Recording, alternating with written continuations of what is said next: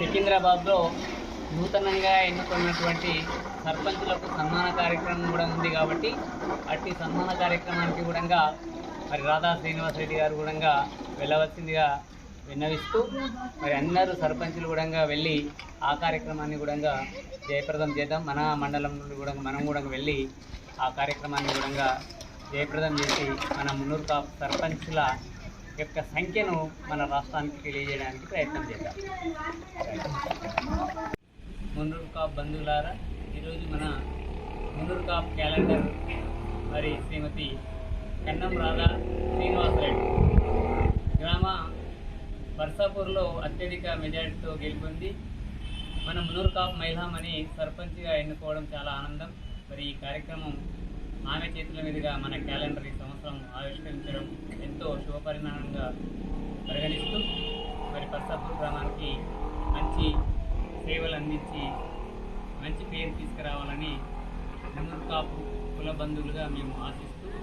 మరి కార్యక్రమానికి వచ్చేసి జయప్రదం చేసినందుకు ధన్యవాదాలు. మున్నూరు కాపు కుల బంధువులకు శుభ సాయంత్రం. ఈరోజు కొడంగల్ తాలూకా పరిధిలో మున్నూరు కాపు 2026 సంవత్సరము క్యాలెండర్ ఆవిష్కరణ సందర్భంగా విచ్చేసిన మరి బర్సాపూర్ గ్రామ సర్పంచ్ ముఖ్య అతిథిగా విచ్చేసి రాధా శ్రీనివాస్ రెడ్డి గారు, తర్వాత ఎక్స్-ఎంపీపీ దయాకర్ రెడ్డి గారు, మరి తాలూకా అధ్యక్షులు బాకారం చంద్రశేఖర్ సారు, కోశాధికారి నర్సిరెడ్డి గారు, మరి కొడంగల్ పట్టణ యువక మండలి అధ్యక్షులు హనుమంత్ రెడ్డి గారు, అదేవిధంగా వివిధ గ్రామాల వెంకటేష్ మరియు వివిధ గ్రామాల నుంచి ఇచ్చేసిన కులబంధువులు అందరికీ కూడా శుభ సాయంత్రం తెలుపుతూ మనందరి ఐకమత్యంతో ముందు భవిష్యత్తులో కూడా మన మున్నూరు కాపులు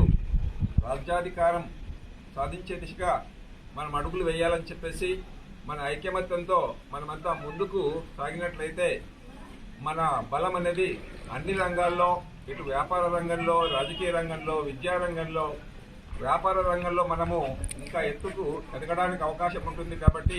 కుల బంధువులందరినీ కలుపుకుంటూ చిన్న సమస్యలున్న వీటిని అవాయిడ్ చేసి మనం ముందుకు సాగదామని చెప్పేసి ఈ సందర్భంగా పిలిపిస్తూ జై మున్నూరు కాపు, జై మున్నూరు కాపు.